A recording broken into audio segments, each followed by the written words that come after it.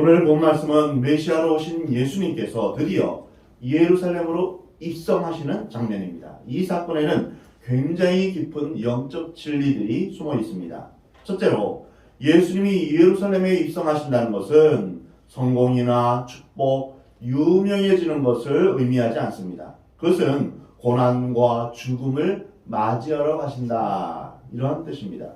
마태복음 20장에서 예수님은 이렇게 말씀하셨습니다. 보라, 우리가 예루살렘으로 올라가노니 인자가 대제사장들과 서기관들에게 넘겨짐에 그들이 죽이기로 결의하고 이방인들에게 넘겨주어 그를 조롱하며 채찍질하며 십자가에 못 박게 할 것이나 제3일에 살아나리라. 이 말씀은 예수님이 예루살렘으로 올라가시는 이유를 설명해 주신 것입니다. 마태복음에 나타난 예수님의 지금까지의 모든 사역은 한마디로 말하면 예루살렘으로 들어가기 위한 것입니다. 예루살렘에 입성하신다는 말은 온 인류의 죄를 대신해서 죽기 위해서 십자가를 향해 가신다는 것입니다. 또 한 가지는 인류의 왕으로 오신 예수님의 대관식의 의미가 있습니다. 예수님이 왕으로 오심을 온 세상 사람들에게 알려주시는 것입니다. 예수님은 본래 하나님이셨습니다. 모든 인류의 죄와 죽음과 저주에서 우리를 구원하시기 위해서 하나님께서는 인간의 몸을 입고 역사의 한복판에 오셨습니다. 하나님께서 인간으로 오셨음에도 불구하고 이 세상에 있는 그 어떤 인간도 예수님을 영접하지 않았습니다. 이 상황을 요한복음에서는 이렇게 묘사합니다. 그 안에 생명이 있었으니 이 생명은 사람들의 빛이라. 빛이 어둠 가운데 비추되 어둠이 깨닫지 못하더라. 이 세상에 참 생명이 왔습니다. 참 빛이 왔습니다. 구원이 왔습니다. 그러나 어느 누구도 구원의 왕이시며 인류의 메시아이신 예수 그리스도를 영접하지 않았습니다. 영접하기는커녕 오히려 핍박하고 결국은 십자가에 죽게 한 것이 바로 인간의 대접입니다. 한 나라의 왕이 즉위할 때는 온 나라가 떠들썩한 잔치를 베풉니다. 왕이 아니더라도 한 사람이 잔치를 베푸는 것만 해도 굉장합니다. 그런데 인간이 아닌 하나님의 아들이신 예수님께서 구원자로 이 세상에 오셨음에도 불구하고 예수님을 위해서 어느 누구 하나 잔치를 베풀거나 대관식을 베풀어 주는 사람이 없었습니다. 그래서 예수님은 스스로 인류의 왕으로서의 대관식을 하시기로 결정하신 것입니다. 바로 예루살렘으로 입성하시는 것이 바로 왕으로서의 대관식을 하나님 예수님께서 베푸신 것입니다. 이것은 죽음을 위한 입성이요 십자가를 위한 입성이며 예수님이 인류의 메시아이며 왕으로 선포되는 그러한 입성입니다. 보통 사람들은 자신을 죽이려는 세력이 있는 것을 안다면 어두운 방을 틈타서 몰래 들어가려는 것이나 또는 안전한 은신처에 이를 때까지 경계를 하면서 아무도 모르게 행동할 것입니다. 그런데 예수님은 무대 중앙에 자신을 세우시고 모든 사람의 눈을 집중케 하시는 태도로 예루살렘에 입성하십니다. 우리는 이러한 예수님의 예루살렘 입성을 좀 더 깊이 생각해 볼 필요가 있습니다. 오늘 본문 1절에서 그들이 예루살렘에 가까이 가서 감난산 백박에 이르렀을 때 예수께서 두 제자를 보내시며 이르시되 너희는 맞은편 마을로 가라. 그리하면 곧 매인 나귀와 나귀 새끼가 함께 있는 것을 보리니 풀어 내게로 끌고 오라. 예수님은 자신의 입성을 스스로 준비하셨습니다. 여기서 우리는 겸손하신 예수님을 만나게 됩니다. 감람산에 오셔서 예수님은 사랑하는 두 제자에게 입성을 위한 준비를 시키십니다. 맞은편 마을로 가면 매어있는 나귀와 나귀 새끼를 볼 텐데 그 두 마리를 끌고 오라 라고 말씀하셨습니다. 왜 예수님은 나귀를 데려오라고 했을까요? 왕이라면 보통 근사한 말을 타고 위풍당당하게 행차하는 것이 상식입니다. 근데 예수님은 지금 나귀 새끼 한 마리를 타고 가시려는 것입니다. 여기에 깊은 영적 의미가 담겨져 있습니다. 어린 나귀는 평화의 상징입니다. 마가복음과 누가복음을 보면 이 나귀는 한 번도 타보지 않은 순수하고 순결한 새끼 나귀였던 것입니다. 예수님은 평화와 순결을 상징하는 어린 나귀를 타시고 예루살렘에 입성하신 것입니다. 비록 아무도 알아주지 않고 아무도 왕으로 준비해주지 않았지만 스스로 입성하신 것입니다.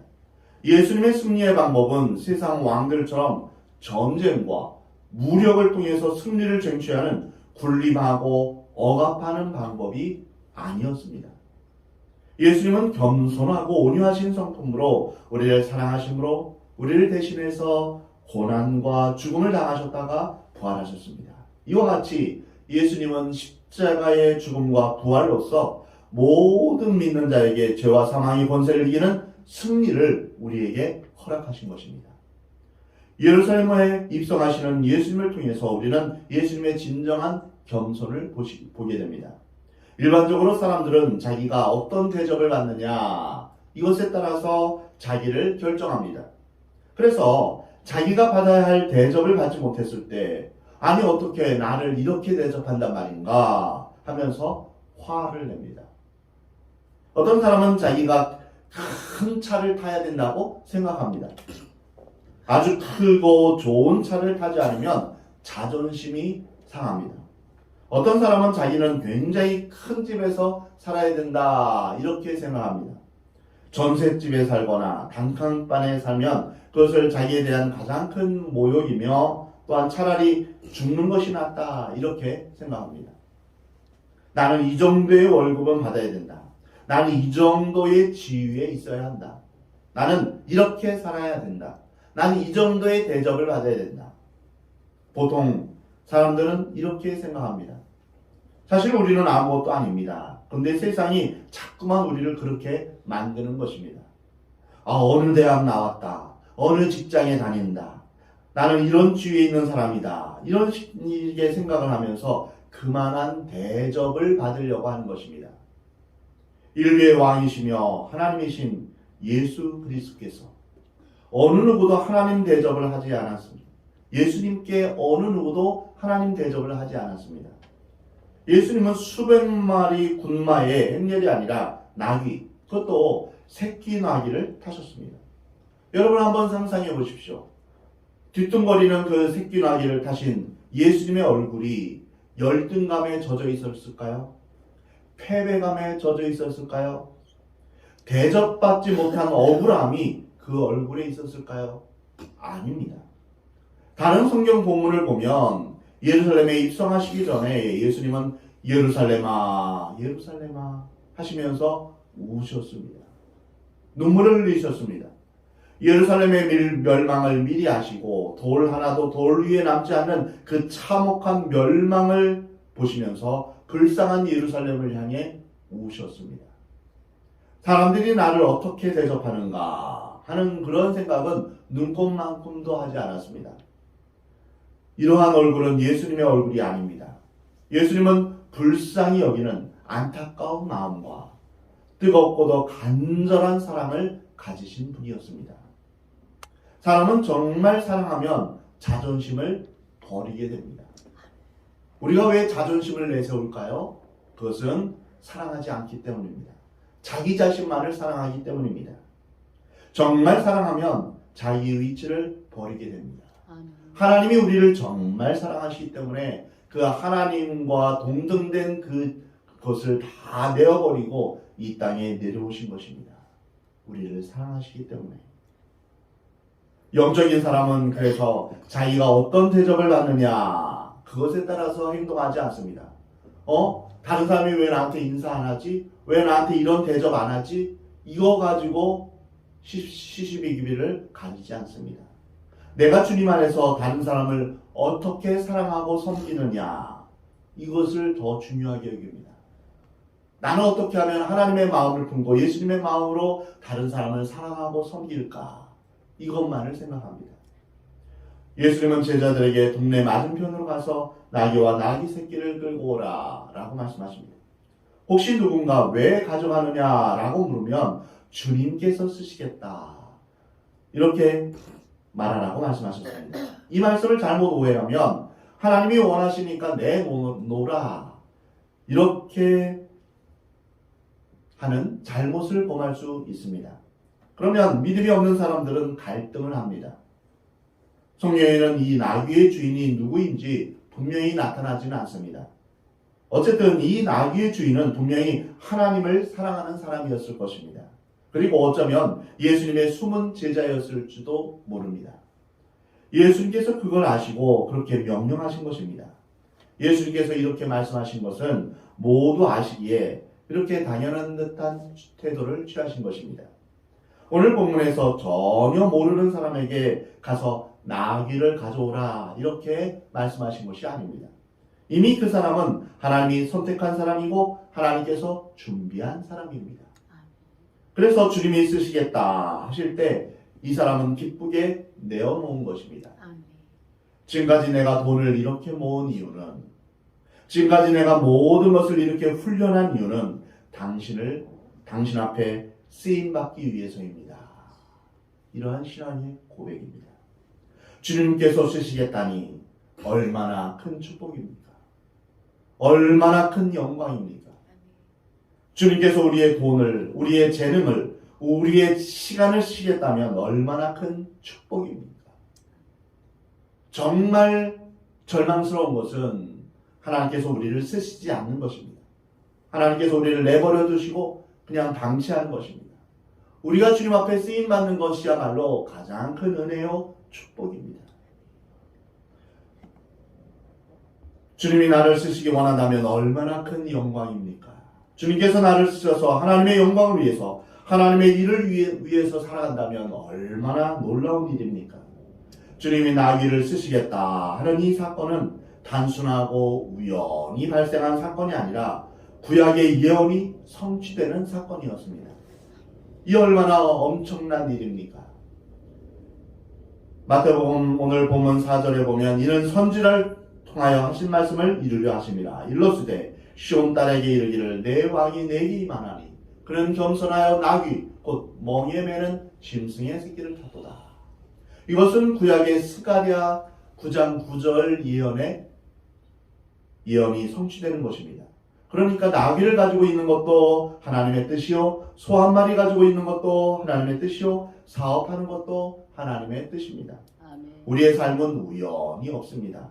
그리스도인의 삶은 재수 좋다 나쁘다 이거와 관계가 없습니다. 운명과도 관계가 없습니다.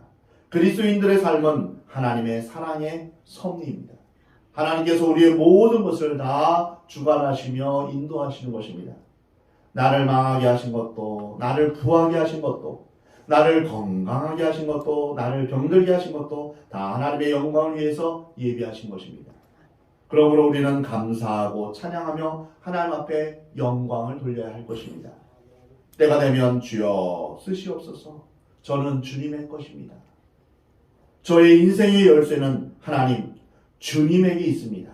이렇게 고백하는 저와 여러분이 되기를 우리 주님은 원하십니다. 우리의 인생은 짧지만 우리는 주님이 원하시는 삶을 살아야 합니다. 임금님이 잔치를 베풀고 준비해놓고 사람들을 초대해 놓았지만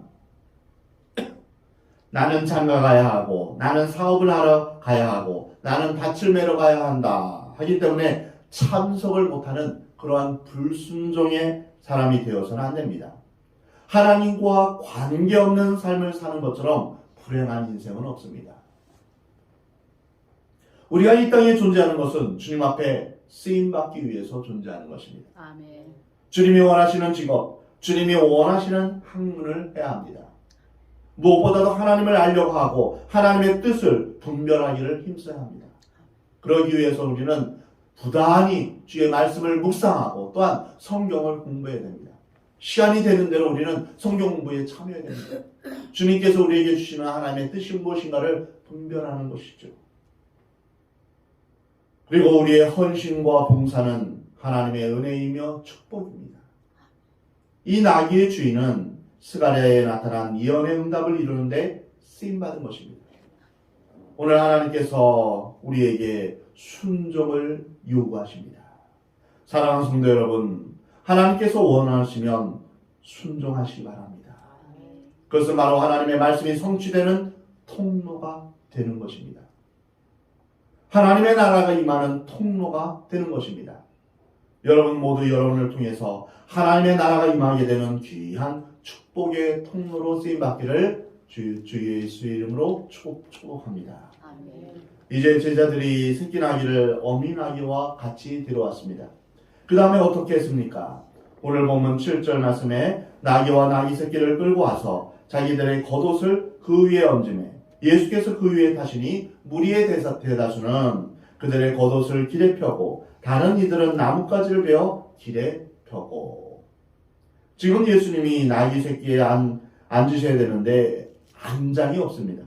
그래서 제자들은 자기들의 옷을 벗어서 나귀의 안장 대신 깔아드렸습니다.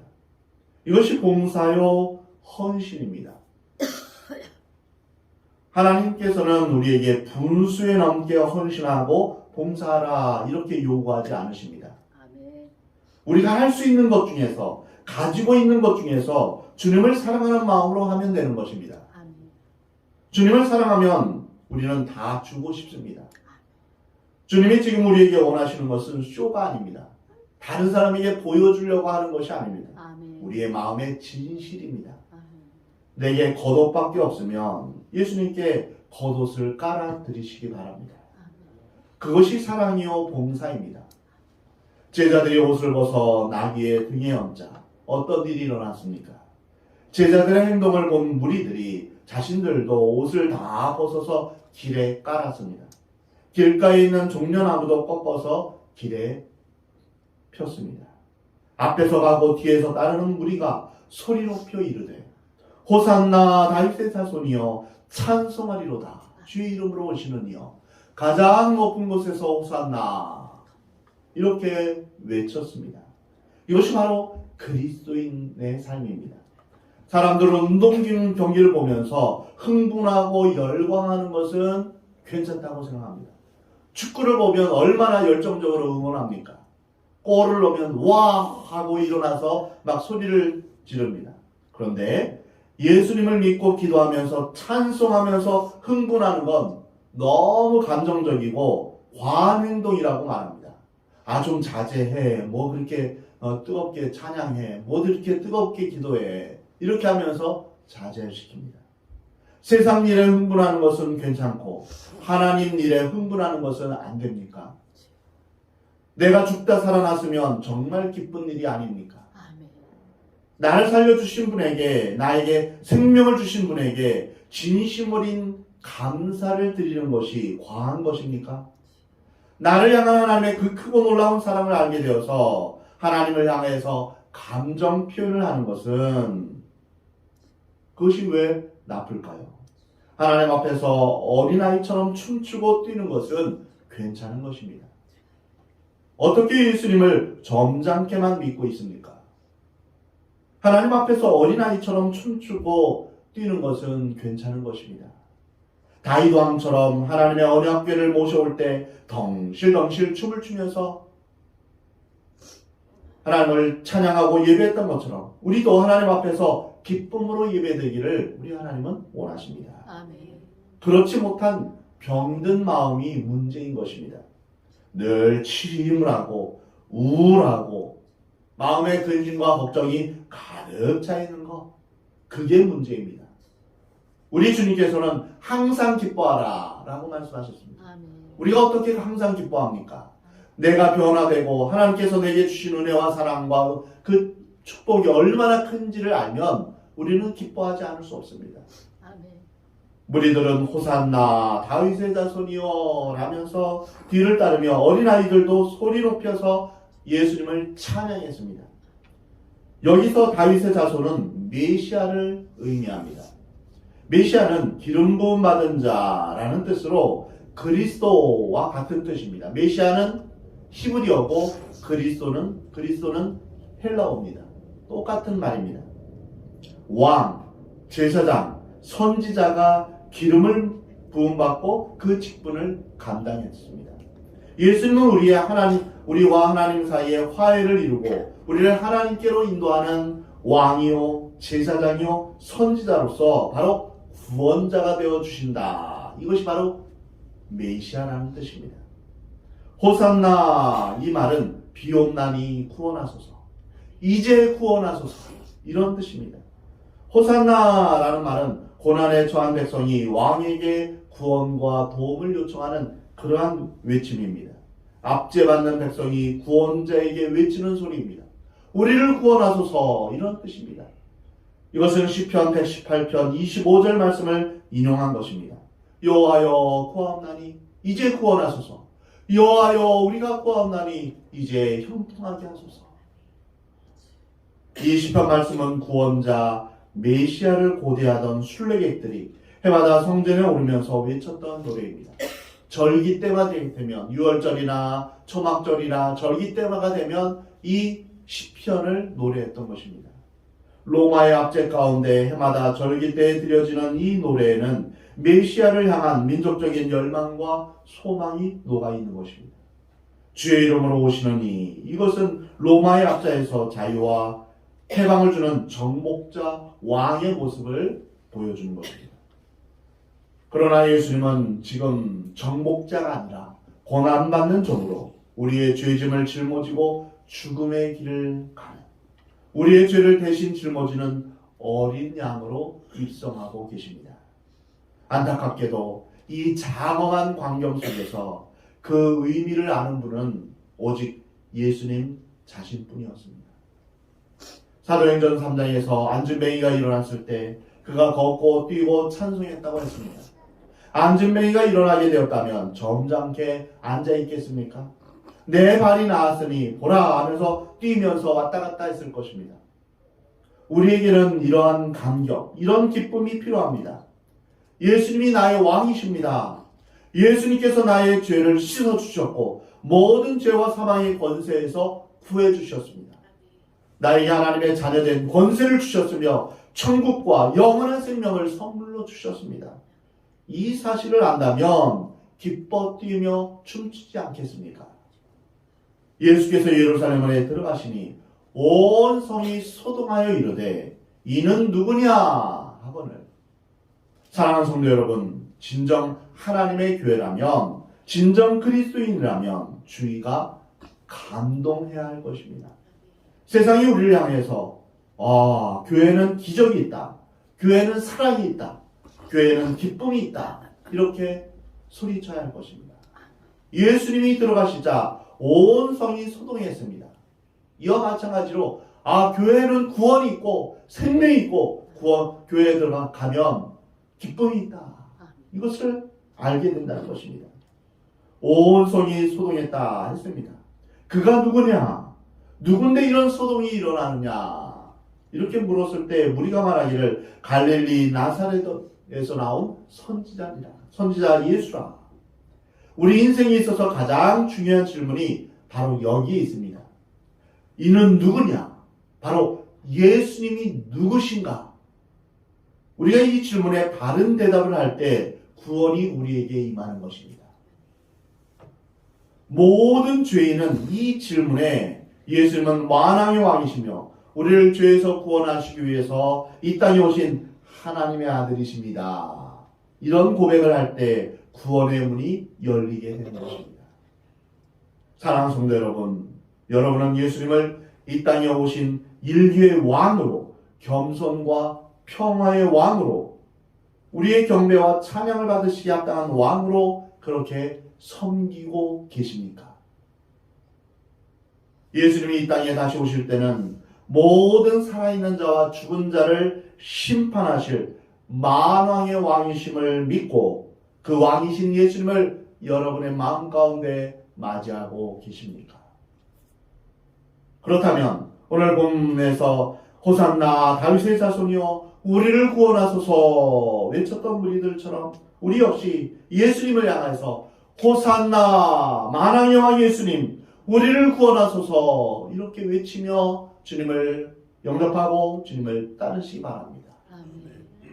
예수님을 왕으로 맞이하고 예수님을 환영하는 여러분 되시기를 우리 하나님은 원하십니다. 한번 저를 따라 해보시기 바랍니다. 호산나 만왕의 왕 예수님 우리를 구원하소서. 호산나 주여 우리를 구원하소서. 주여 우리를 구원하소서. 이 고백이 우리의 삶 가운데 있어야 할 것입니다. 예수님은 호산나 우리를 구원하소서 말하는 자신의 백성의 외침을 외면하지 않으십니다. 호산나라고 부르짖는 우리를 구원하십니다. 겸손하신 평화의 왕으로 오신 예수님을 구원주로 삼아서 주님 앞에서 호산나 외침으로 우리 주님의 구원의 은혜를 받게 되는 저와 여러분이 되기를 우리 하나님은 원하십니다. 아멘. 메시아이시며 우리의 구원주가 되신 예수님께서 예루살렘에 입성하시면서 인류 역사가 완전히 바뀌게 되었습니다. 사랑하는 성도 여러분, 예수님이 오시면 우리의 개인이 변화됩니다. 예수님이 오시면 가정이 변화됩니다. 예수님이 오시면 공동체가 변화되고 나라가 변화가 되는 것입니다. 우리의 삶에 이 예수님의 오심으로 말미암아 놀라운 감격과 기쁨이 충만하며 우리의 삶이 변화되는 놀라운 역사가 일어나기를 우리 주님은 원하십니다. 호산나 다윗의 자손이여 이 외침 가운데서 예수님이 예루살렘에 입성하셨듯이 우리의 삶에도 왕이신 우리 주님께서 우리의 마음 가운데 들어오셔서 우리를 구원하시고 하나님의 임재가 하나님의 영광이 임하게 되는 그러한 은혜와 축복이 있기를 주의 이름으로 축복합니다. 그래서 여러분의 삶이 주님이 주시는 감사와 감격이 가득 넘치는 기쁨이 넘치는 복된 삶이 되기를 우리 주님은 원하십니다.